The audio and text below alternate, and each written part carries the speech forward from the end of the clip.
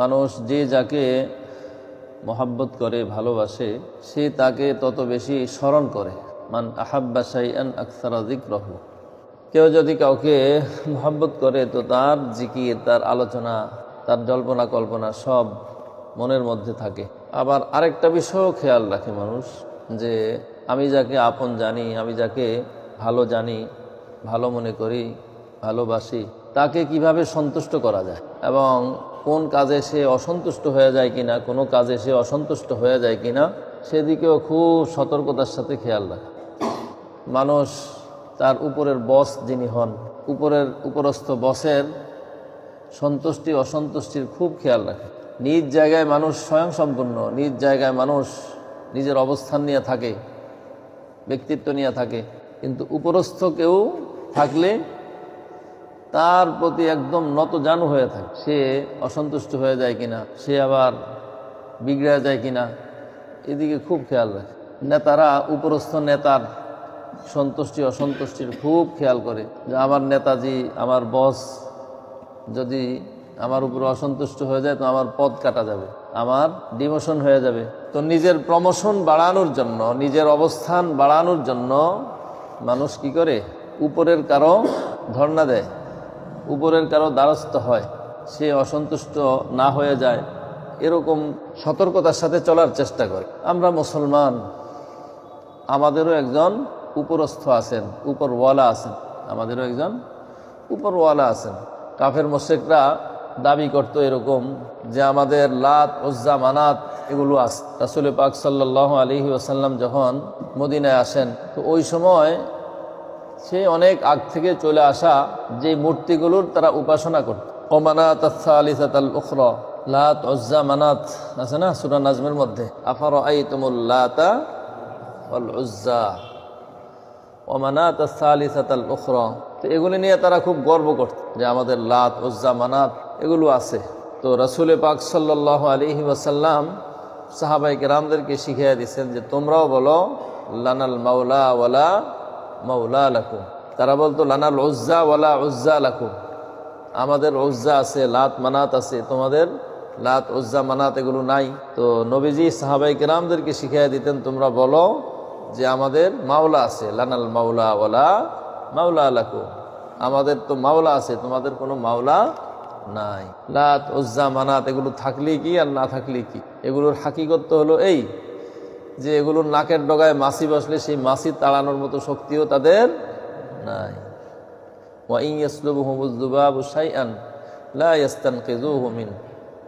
বুঝাস, মূর্তির সামনে, প্রতিমার সামনে খাবার দিয়ে আসে না, প্রসাদ দিয়ে আসে, ভালো ভালো পিঠা পুলি ফল ফলাদি এগুলি খুব সাজায় নিয়ে মূর্তির সামনে ধরে রেখে আসে। তো ওখান থেকে যদি মাছি কোনো জিনিস নিয়ে যাইতে চায়, লা ইস্তানকিযুহু মিন, মাছির থেকে সেটা ছিনে রাখার মতো শক্তিও কি আছে?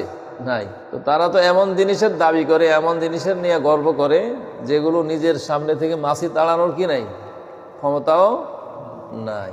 তো এটা কি গর্ব করার বিষয়? হ্যাঁ, তো তারা এরপরও ওগুলো নিয়ে গর্ব করে। আর রাসূল পাক সাল্লাল্লাহু আলাইহি ওয়াসাল্লাম বলতেন, সাহাবায়ে কেরামদেরকে বলে দিতেন যে তোমরাও এরকম স্লোগান দাও, তাদের প্রতিবাদে বলো লানাল মাওলা ওয়ালা মাওলা লাকুম, আমাদের মাওলা আছে, তোমাদের কোনো মাওলা নাই। তো আমাদের একজন উপরওয়ালা আছেন, আমাদের একজন মাওলা আছেন, তার সন্তুষ্টি অসন্তুষ্টি এটা বিবেচনা করা চলাও আমাদের কাজ, ইমানদারের কাজ। মানুষ চিন্তা করে বস অসন্তুষ্ট হয়ে যায় কিনা, নেতা নারাজ হয়ে যায় কিনা, আর আমাদের কি খেয়াল করতে হবে যে আমাদের মাওলা যেন আমাদের উপরে অসন্তুষ্ট না হয়ে যান, আমাদের মাওলা যেন আমাদের উপরে নারাজ না হয়ে যান। মাওলার সন্তুষ্টি, সামান্য সন্তুষ্টি অনেক বড় কিছু। ওয়ারিজওয়ানুম মিনাল্লাহি আকবার, আল্লাহ তাআলার পক্ষ থেকে সামান্য সন্তুষ্টি এটা অনেক বড় কিছু, অনেক বড় কিছু এটা। বুঝা? তো এই জন্য আল্লাহর সন্তুষ্টি, আল্লাহকে রাজি রাখা, আল্লাহকে খুশি রাখা, আল্লাহ অসন্তুষ্ট না হন। মানুষ সামান্য আল্লাহর মাখলুককে চেতায়া, আল্লাহর মাখলুককে কষ্ট দিয়া অস্থির হয়ে যায়, হয় না? বনের সিংহকে খেপায়া শান্তিতে ঘুমাইতে পারবে? হ্যাঁ, পারবে না। খালি টেনশন, কোন দিক দিয়ে আবার সিংহ আয়া হামলা দেয়, বুঝতে আসে নাই? সাপকে কষ্ট দিলে তো একেবারে ঘুম হারাম, মশারি টানায়া, মশারির ভিতরে আটকায়া, চতুর্দিক থেকে বেষ্টনী দিয়া, আরও কত কিছু। সাপ খিলানি আছে দেশে, হ্যাঁ? সাপেরে ব্যথা দিলে আইসা আবার কি করা লাগে, সাপ খিলায়, ঠিক আছে? তো সামান্য সাপ, এই সাপেরে খেপাইলে, সাপেরে কষ্ট দিলে সারা রাত মানুষ ঘুমাইতে পারে না, বুঝতে পারছি? অন্ধকারে কিছু একটা দেখলেই, পাতা পড়ে রয়েছে অথবা নারকেল গাছের পাতা পড়ে রয়েছে, টেনশন যে সাপ এসে গেল কিনা আবার। তো আল্লাহর মাখলুককে খেপায়া, আল্লাহর মাখলুককে কষ্ট দিয়া মানুষ কি শান্তিতে থাকতে পারে না, অস্থির হয়ে যায়, বুঝতে পারছে?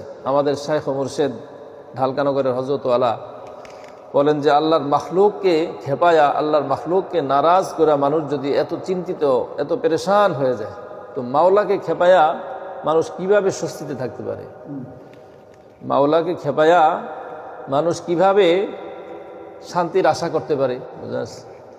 সাপ তো সামান্য এক মাখলুক, বাঘ আল্লাহ পাকের সামান্য এক মাখলুক। তো এই মাখলুককে কষ্ট দিতে চায় না কেউ, আর কষ্ট হয়ে গেলে, কষ্ট দিয়ে ফেললে, খেপাইয়া ফেললে মানুষ পেরেশান হয়ে পড়ে।